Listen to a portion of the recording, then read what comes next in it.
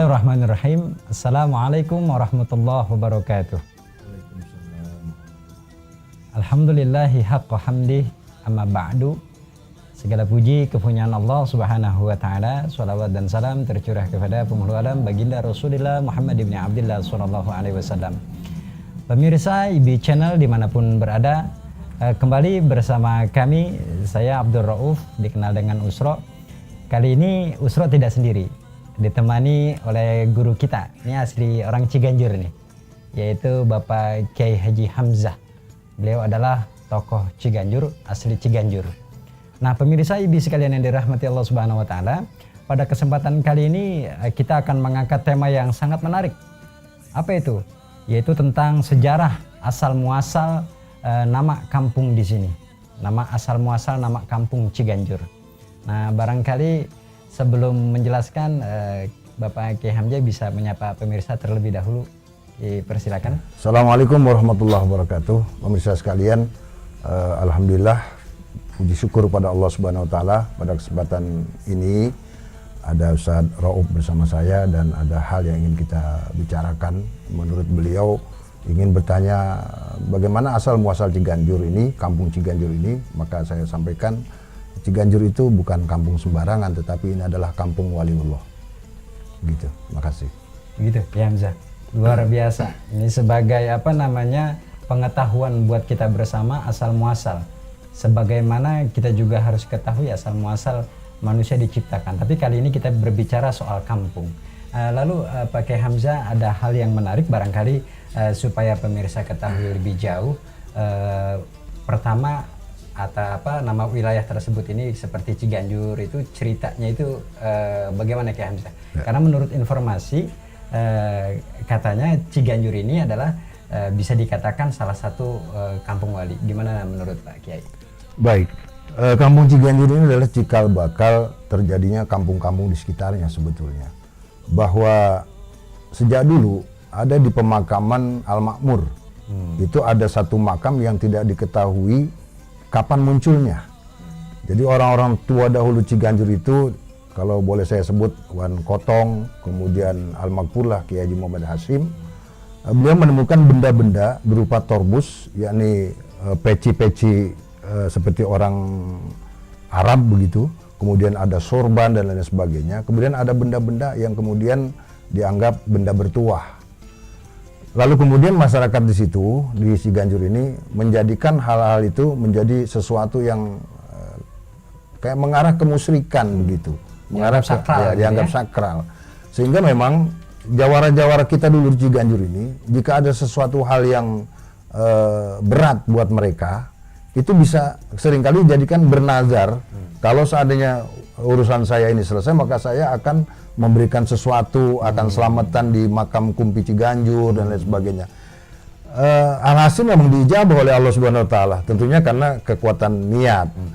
Akan tapi kemudian oleh guru kita Al-Makmur Kiai Haji Muhammad Hasyim, kemusyrikan yang makin lama makin tampak di masyarakat, terlalu mensakralkan makam itu, maka kemudian oleh beliau mulai dicegah satu persatu. Dikikis dikikis, diberikan pemahaman bahwa bagaimanapun memang bertawasul boleh, tetapi terlalu mensakralkan kepada makam tentunya tidak boleh. Nah, ini persoalannya. Mengapa orang ketika bernazar, ketika orang berdoa banyak dikabul? Di dalam kita, khususnya kaum Nahdien ini kan ada istilah tawasul. Maka kemudian orang bertawasul sebetulnya. Pada hakikatnya Allah lah yang mengabulkan segala permohonan kita. Tetapi kenapa kemudian bertawasul ke makam Kumpi dan akhirnya permohonan itu dikabul oleh Allah? Karena emang sebetulnya Mbah Kumpi Ciganjur ini adalah orang suci. Ini adalah salah satu wali dari waliullah. Beliau ini adalah salah satu ulama dari, tidak lepas dari sejarah kerajaan Cirebon. Maulana Syarif Hidayatullah yang kita kenal dengan Sunan Gunung Jati. Bahwa ketika untuk memperkuat pasukan memberantas kekufuran yang ada di tanah di Kulon sana, di Banten, memperkuat Syekh Maulana Hasanuddin, maka seringkali Sunan Gunung Jati ini mengirim pasukan ke arah Banten. Nah, Ciganjur inilah yang dilewati oleh tentara-tentara pasukannya Sunan Gunung Jati. Luar biasa. Mereka kebiasaan sampai di Ciganjur ini beristirahat. Maka kemudian waliullah yang dikenal dengan Mbah Kumpi Ciganjur ini selalu membawa gong. Jadi kalau gong itu kan ada beberapa macam, ada yang besar sekali. Nah, yang kecil itu namanya genjur. Genjur. Ya. Itu apa, Wan? Sejenis Lah, apa? genjur itu sejenis gong, tetapi yang bentuknya lebih kecil. Oh, lebih Biasanya kecil. kalau kita lihat itu di kesenian, ada gong yang digantung dua. Iya. Yang satu besar, yang satu kecil. Ya. Nah, yang kecil ini namanya genjur. Nah, karena begitu sampai di kampung ini, ketika datang waktu sholat, datang pasukan untuk beristirahat, waktu makan dan lain sebagainya, maka Syekh Mbah Kumpi Ciganjur inilah memukul genjur, tanda bahwa waktunya untuk beristirahat atau untuk sholat.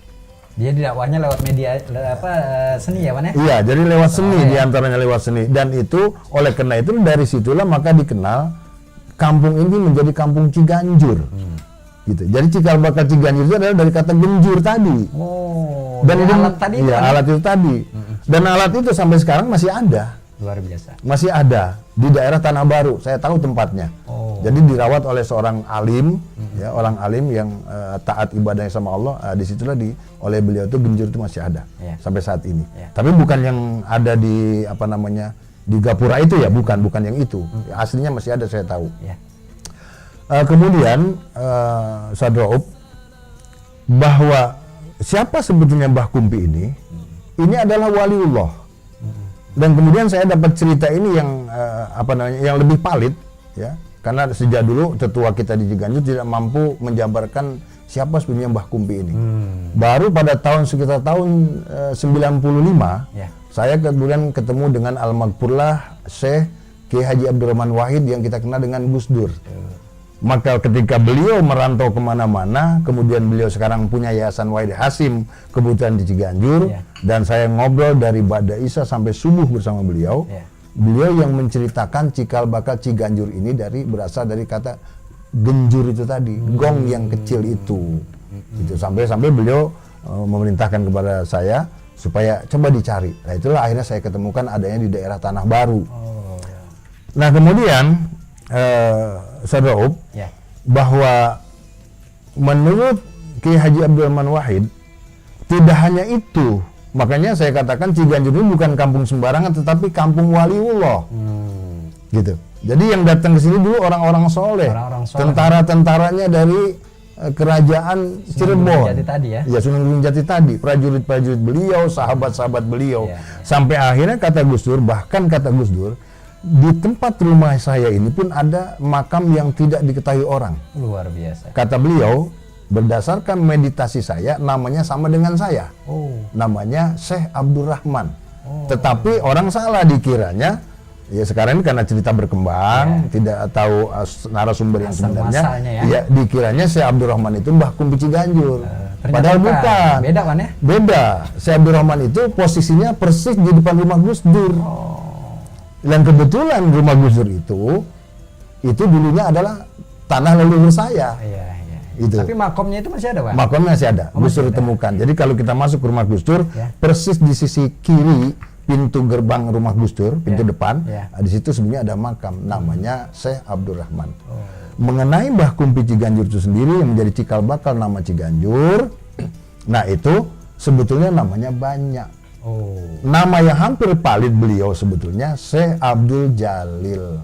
Nama aslinya mana? Nama aslinya. Mbah Kumpi Ciganjur tadi. Mbah Kumpi Ciganjur. Nama aslinya Syekh Abdul Jalil. Kalau makam beliau sendiri tepatnya di mana, Wan? Lah, sementara ini lagi yang salah, bahwa makam Mbah Kumpi yang sekarang itu hanya sekedar patilasan. Oh gitu. Makam aslinya ada di daerah Jawa Tengah. Subhanallah, berarti selama ini kita bayangkan, salah, ya? Bayangkan orang soleh itu iya. tempat duduknya saja berkah, berkaromah, ya? berkeramat kalau bahasa orang kita. Padahal itu berkaromah. Padahal hanya transit, Wan ya? Hanya transit saja di situ.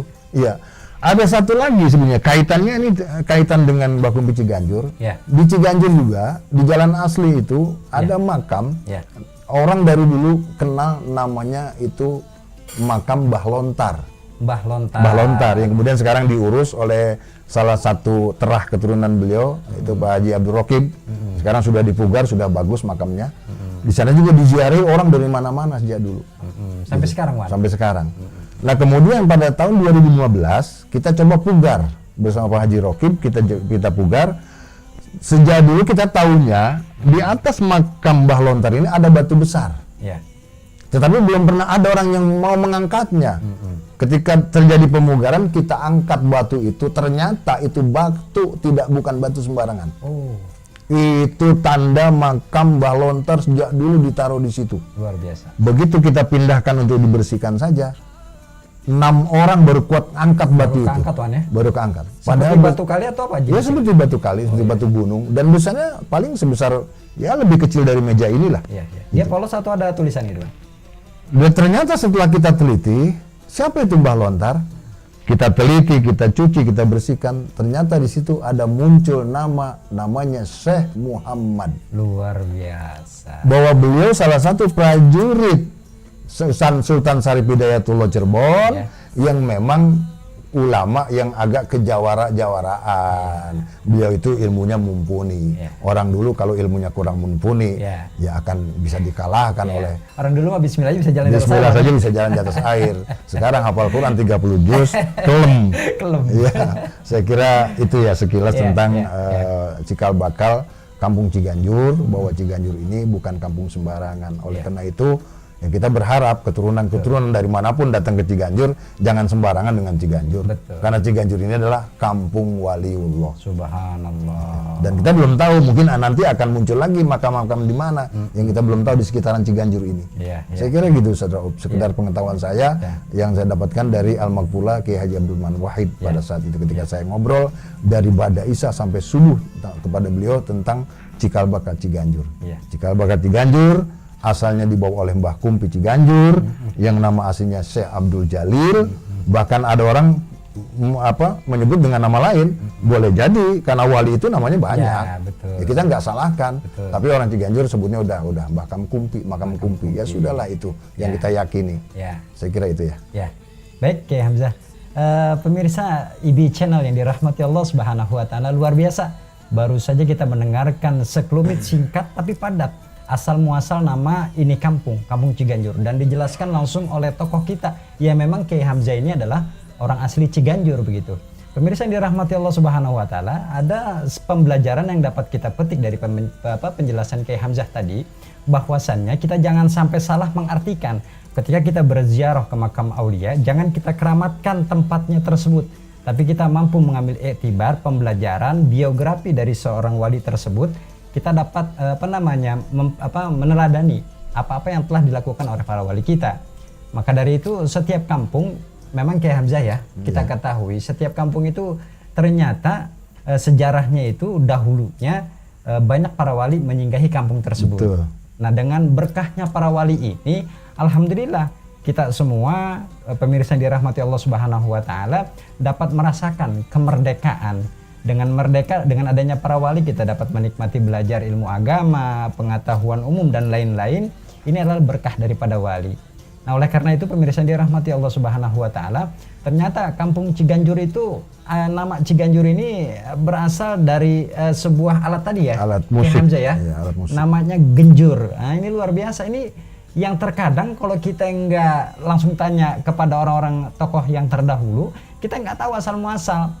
Ini anak sekarang kadang-kadang suka meremehkan sejarah, padahal kita perlu ketahui kita tidak boleh melupakan sejarah. Dengan adanya sejarah kita dapat tahu asal muasal, sehingga dari sejarah tersebut kita dapat belajar dan mengambil hikmah serta pembelajaran dari orang terdahulu. Apalagi yang tadi Kiai Hamzah jelaskan, di sini banyak orang soleh yang asal muasal dari para wali. Maka insya Allah kampung Ciganjur ini kalau kita jaga dengan baik, kan begitu ya, akan mendatangkan keberkahan dan rahmat Allah Subhanahu wa Ta'ala.